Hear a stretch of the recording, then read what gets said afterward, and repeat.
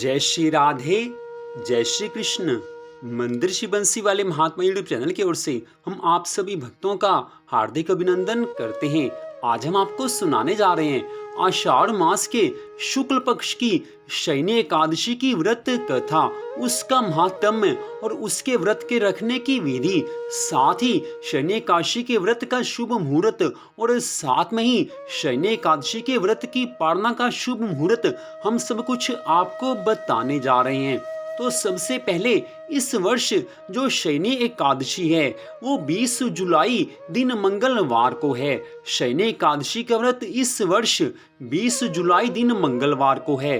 वैसे तो एकादशी तिथि एक दिन पहले 19 जुलाई को सोमवार के दिन रात्रि 9:59 से आरंभ हो जाएगी और अगले दिन मंगलवार 20 जुलाई को रात्रि 7:17 तक शयनी एकादशी रहेगी। इसलिए जो हमने शयनी एकादशी का व्रत रखना है वो 20 जुलाई दिन मंगलवार को रखना है। तो शयनी एकादशी के व्रत की पालना उससे अगले दिन 21 जुलाई दिन बुधवार को सुबह 5:36 से लेकर सुबह 8:21 के बीच में की जा सकती है।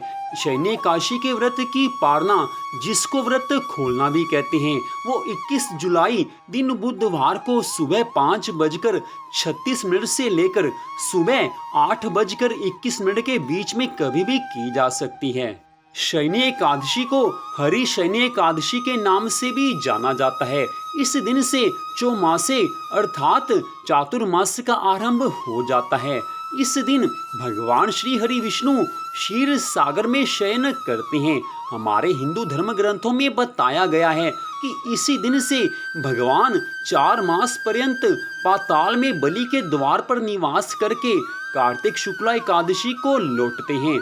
इसी प्रयोजन से इस दिन को हरि शयनी तथा कार्तिक शुक्ल एकादशी को प्रबोधनी एकादशी कहते हैं। इन्हीं 4 महीनों में भगवान श्री हरि विष्णु जी अपने एक स्वरूप से क्षीर सागर में शयन करते हैं और इसलिए इन 4 महीनों में विवाह शादी आदि कोई भी शुभ कार्य नहीं होते हैं।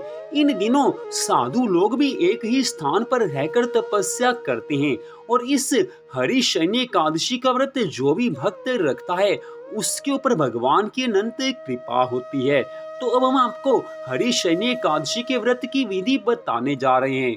तो जिस भक्त ने हरि शयनी एकादशी का व्रत रखना हो उसको चाहिए कि हरि शयनी एकादशी से एक दिन पहले अर्थात 19 जुलाई दिन सोमवार को ही व्रत का आरंभ कर दे। 19 जुलाई को सोमवार को शाम के बाद भोजन नहीं करना चाहिए। आपने भोजन करना है तो शाम तक भोजन कर लें, लेकिन 19 जुलाई को दशमी तिथि को सायंकाल के बाद भोजन नहीं करना चाहिए। और अगले दिन अर्थात शयनी एकादशी के दिन 20 जुलाई दिन मंगलवार को सुबह उठकर भगवान जी से प्रार्थना करनी चाहिए कि हे प्रभु, आपकी कृपा से शयनी एकादशी के व्रत को रखने जा रहा हूँ, आप इसको सफल बनाना। इसके पश्चात पवित्र हृदय से शुद्ध मन से नहा धोकर पवित्र होकर साफ सुथरे वस्त्र धारण करें और उसके पश्चात श्री हरि विष्णु भगवान जी का पूजन करें।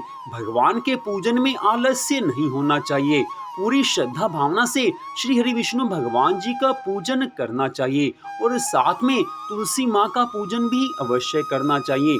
भगवान श्री हरि विष्णु जी का पूजन धूप, दीप, नैवेद्य, फल इत्यादि से करना चाहिए। भगवान जी की पूजा के समय शयनी एकादशी के व्रत की कथा को पढ़ना चाहिए या कथा को सुनना चाहिए। बिना कथा सुने या पढ़े कभी भी व्रत संपूर्ण नहीं होता। इसलिए शयनी एकादशी के व्रत की कथा को अवश्य पढ़ें या सुनें। पूरी श्रद्धा भावना से जो भक्त पूजन करते हैं उनके ऊपर भगवान की अनंत कृपा होती है। और शयनी एकादशी के दिन सारा दिन भगवान के मंगलमय नामों का जाप करते रहना चाहिए। इससे भगवान की अनंत कृपा मिलती है। और शयनी एकादशी के दिन कोशिश तो आप ये करें कि फल खाएं और दूध पिएं, लेकिन यदि आप भोजन करना चाहें तो वो भी एक समय एकादशी के व्रत वाला भोजन कर सकते हैं। कोई दूसरा भोजन नहीं करना चाहिए। केवल एकादशी के व्रत वाला भोजन कर सकते हैं, वो भी एक समय। और हरिशयनी एकादशी के दिन रात्रि में भगवान की प्रसन्नता के लिए जागरण किया जाता है। रात्रि जागरण में भगवान के मंगलमय नामों का जाप और संकीर्तन किया जाता है। अगर आपका शरीर स्वस्थ है तो रात्रि जागरण कीजिए, भगवान की भक्ति कीजिए। लेकिन अगर आपका शरीर स्वस्थ नहीं है तो आप सोते समय भगवान के मंगलमय नामों को याद करते हुए सो जाइए। इससे भी भगवान की कृपा मिलती है। तो अब हम आपको सुनाने जा रहे हैं भगवान श्री कृष्ण जी द्वारा शनि एकादशी के महात्म्य के बारे में जो कुछ बताया गया है, वो सब हम आपको सुनाने जा रहे हैं। युधिष्ठिर जी महाराज ने भगवान श्री कृष्ण जी से पूछा है कि हे भगवान, आषाढ़ मास के शुक्ल पक्ष में कौन सी एकादशी होती है, उसका नाम और विधि क्या है, ये बतलाने की कृपा कीजिए। भगवान श्री कृष्ण आज कहने लगे हैं, हे राजन, आषाढ़ मास के शुक्ल पक्ष की एकादशी का नाम शयनी एकादशी है। उसको हरि शयनी एकादशी भी कहा जाता है। मैं उसका वर्णन करता हूँ। वह महान पुण्यमयी, स्वर्ग और मोक्ष प्रदान करने वाली, सब पापों को हरने वाली तथा उत्तम व्रत है। आषाढ़ शुक्ल पक्ष में शयनी एकादशी के दिन जिन्होंने कमल पुष्प से कमल लोचन भगवान विष्णु का पूजन तथा साथ में एकादशी का उत्तम व्रत किया है, उन्होंने तीनों लोकों और तीनों सनातन देवताओं का पूजन कर लिया। हरि शयनी एकादशी के दिन मेरा एक स्वरूप राजा बलि के यहाँ रहता है और दूसरा क्षीर सागर में शेष नाग की शैया पर तब तक शयन करता है जब तक आगामी कार्तिक की एकादशी नहीं आ जाती। अतः आषाढ़ शुक्ल एकादशी से लेकर कार्तिक शुक्ल एकादशी तक मनुष्य को भली भांति धर्म का आचरण करना चाहिए। जो मनुष्य इस व्रत का अनुष्ठान करता है वह परम गति को प्राप्त होता है। इस कारण पूरी कोशिश करके शयनी एकादशी का व्रत अवश्य रखना चाहिए। एकादशी की रात्रि में जागरण करके शंख, चक्र और गदा धारण करने वाले भगवान श्री हरि विष्णु जी की भक्ति पूर्वक पूजा करनी चाहिए। ऐसा करने वाले पुरुष के पुण्य की गणना करने में चतुर्मुख ब्रह्मा जी भी असमर्थ हैं। हे राजन, जो इस प्रकार भोग और मोक्ष प्रदान करने वाले सर्व पापहारी एकादशी के उत्तम व्रत का पालन करता है, वह जाति का चांडाल होने पर भी संसार में सदा मेरा प्रिय करने वाला है। जो मनुष्य दीपदान, पलाश के पत्ते पर भोजन और व्रत करते हुए चातुर्मास्य व्यतीत करते हैं, अर्थात चौमासा व्यतीत करते हैं, वे मेरे प्रिय हैं। चौमासे में भगवान विष्णु सोए रहते हैं, इसलिए मनुष्य को भूमि पर शयन करना चाहिए। सावन में साग, भादों में दही, क्वार में दूध और कार्तिक में दाल का त्याग कर देना चाहिए। अथवा जो चौमासे में ब्रह्मचार्य व्रत का पालन करता है वह परम गति को प्राप्त होता है। हे राजन, एकादशी के व्रत से ही मनुष्य सब पापों से मुक्त हो जाता है। अतः सदा इसका व्रत करना चाहिए, कभी नहीं भूलना चाहिए। हे राजन, जो शयनी एकादशी का व्रत रखता है उसके घर में सुख संपत्ति आनंद आ जाते हैं और अंत समय में उसको मोक्ष की प्राप्ति हो जाती है। तो अब हम आपको देव शनि एकादशी के व्रत की कथा सुनाने जा रहे हैं। इस कथा को सुनने मात्र से भगवान की अनंत कृपा मिलती है, सब दुखों का नाश हो जाता है और मनुष्य को भगवान के चरणों में स्थान मिलता है। तो देव शनि एकादशी की कथा इस प्रकार है। सतयुग में एक नगर में मानधाता चक्रवर्ती राजा राज्य करता था। उसके राज्य में प्रजा बड़ी सुखी थी। एक बार 3 वर्ष तक वर्षा ना होने से राज्य में अकाल पड़ गया। प्रजा व्याकुल हो गई, त्राही त्राही मच गई। यज्ञ, हवन और पिंडदान आदि सारे शुभ काम भी बंद हो गए। प्रजा ने राज दरबार में दुहाई मचाई। राजा ने प्रजा के दुख को समझा और सोचने लगा कि कि मैंने कोई बुरा कर्म तो किया नहीं जिसका यह दंड मिल रहा है।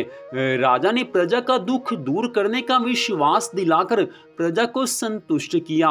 राजा मानधाता सेना लेकर वन की ओर निकल गए। ऋषि मुनियों के आश्रम में घूमना आरंभ किया है।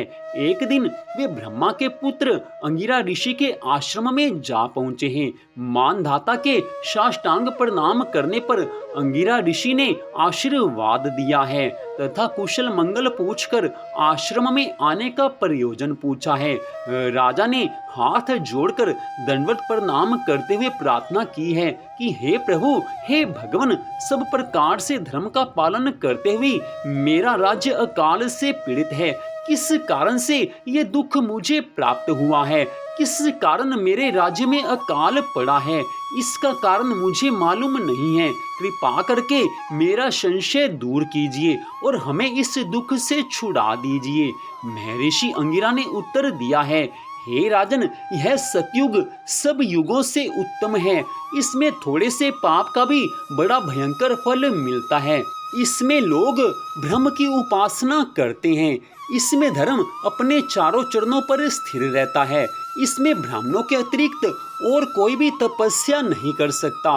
लेकिन तुम्हारे राज्य में तो शूद्र भी तपस्या करता है, इसलिए उसको तपस्या करने से रोक दो। अगर वो तपस्या करना नहीं छोड़ेगा तो तुम्हारे राज्य में वर्षा नहीं होगी। इतनी बात सुनकर राजा मानधाता ने कहा है कि हे प्रभु, ऐसा तो मैं नहीं कर सकता, क्योंकि वो तो तपस्या कर रहा है, पुण्य कार्य में लगा हुआ है। आप कोई दूसरा उपाय बताइए। उस समय अंगिरा ऋषि ने राजा मानधाता से कहा है कि हे राजन, अगर तुम दूसरा उपाय पूछ रहे हो तो बताता हूँ। आषाढ़ मास के शुक्ल पक्ष की हरिशयनी एकादशी का व्रत करो। इस व्रत के प्रभाव से अवश्य ही तुम्हारे राज्य में वर्षा होगी और तुम्हारा सारा राज्य सुखी हो जाएगा।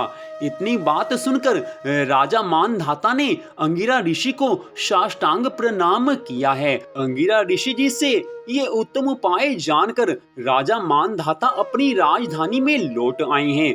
उन्होंने चारों वर्णों सहित हरिशयनी एकादशी का व्रत विधि पूर्वक किया है। हरिशयनी अर्थात शयनी एकादशी के व्रत के प्रभाव से मूसलाधार वर्षा उनके राज्य में होने लगी है। सारी धरा अन्न से परिपूर्ण हो गई। उनके राज्य में सारी प्रजा सुखी हो गई। सभी प्रसन्नता का अनुभव करने लगे।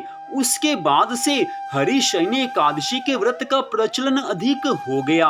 पहले तो हरिशयनी एकादशी का व्रत भक्त रखते ही थे, लेकिन राजा मानधाता के राज्य में जब से सबने हरिशयनी एकादशी का व्रत आरंभ किया, उसके पश्चात इस एकादशी की महिमा और भी बहुत ज्यादा बढ़ गई। इसलिए जो भी भक्त हरिशयनी एकादशी का व्रत रखता है, उसके जीवन में कोई भी संकट हो, कोई भी दुख हो, कोई भी तकलीफ हो, भगवान उससे दूर कर देते हैं और उस भक्त की भगवान सभी मनोकामनाओं को पूरा कर देते हैं। इसलिए जैसे भी हो, हरिशयनी एकादशी का व्रत अवश्य रखना चाहिए। और अगर हरिशयनी एकादशी का व्रत ना भी रखा जा सके तो इस कथा को तो अवश्य ही सुनना चाहिए। और हरिशयनी एकादशी के दिन भगवान के मंगलमय नामों का जाप अधिक से अधिक करना चाहिए। उस दिन भगवान के एक एक नाम लेने से कोटि गुना पुण्य फल अधिक मिल जाता है। तो इस प्रकार मंदिर श्री बंसी वाले महात्मा यूट्यूब चैनल की ओर से आपने हरिशयनी अर्थात देवशयनी अर्थात शयनी एकादशी के व्रत की कथा, उसका महात्म्य, विधि आदि सब कुछ सुना है। तो इस कथा को सुनने के लिए आप सबका हार्दिक धन्यवाद। भगवान श्री राधा कृष्ण जी की अनंत कृपा सदा आप सब पर, आपके परिवार पर बनी रहे। इसी मंगल कामना के साथ जय श्री राधा रानी सरकार की, जय श्री कृष्ण भगवान की, जय हरिशयनी एकादशी व्रत की। जय जय श्री राधे, जय जय श्री राधे, जय जय श्री राधे श्याम।